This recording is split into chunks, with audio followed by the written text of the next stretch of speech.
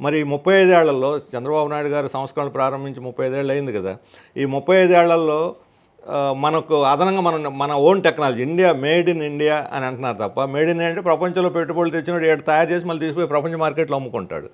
Made by India, made by India ఏమిటి చెప్పండి. మన ట్రేడ్ ఇది, ఇండియా సరుకు ప్రపంచంలో ఎక్కడైనా అమ్ముడుపోద్ది ఇండియా సరుకు అని. ఆల్రెడీ మన చేనేత వస్త్రాలు ఇటువంటివి చాలా ప్రముఖమైనవి. వీటి కూడా ఇప్పుడు మార్కెట్ లేకుండా పోయింది టారిఫ్లు పుణ్యాన.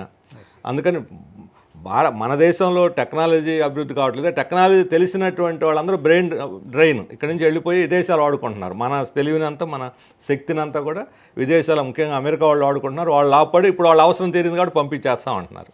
మరి వాళ్ళు 20 లక్షల మంది ఉన్నారు మన తెలుగు వాళ్ళే అమెరికాలో. వాళ్ళు వచ్చి ఆడ పడ్డారనుకోండి, ఏంటి మన పరిస్థితి?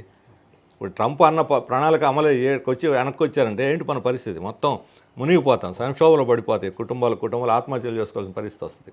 అందుకని అట్లాగే ఇప్పుడు మిట్టల్ పక్కన విశాఖను మూత పెట్టేసి మిట్టలు మేము తీసుకొచ్చామనంటే, మీరు విశాఖను కాపాడండి. అక్కడ 30,000 మంది ఉన్న ఉద్యోగులు ఇప్పుడు 18,000కి దిగారు.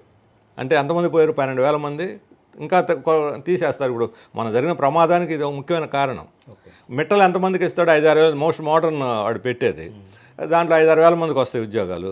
ఎంతమంది రైతులు డిస్ప్లే అయ్యారు? ఇప్పటికి విశాఖ పబ్లిక్ సెక్టర్ను విశాఖపట్నంలోనే 8,000 మందికి మన డిస్ప్లేస్డ్ పీపుల్ వాళ్ళకి ఉద్యోగాలు ఇప్పటికీ ఇవ్వాలి. ఆ కుటుంబాలకి ఇస్తామని వాగ్దానం చేసి కాగితం ఇచ్చినా ఇవ్వలేదు. రేపు మిట్టలు ఇస్తాడు వాళ్ళకి. అక్కడ ఉన్న వాళ్ళందరూ ఊళ్ళు ఖాళీలు చేయాల్సి వస్తుంది వాళ్ళకి. అందుకని ఉద్యోగాలు అనేది భ్రమ పెట్టి జాబ్లెస్ లేదా జాబ్ లాస్ ప్రోగ్రెస్ తప్ప ఇది. వాళ్ళు చెప్పిన ఉద్యోగాలు రాకుండా పరిశ్రమ పెడితే ఉపయోగం మనకు వచ్చే లాభం ఏంటి?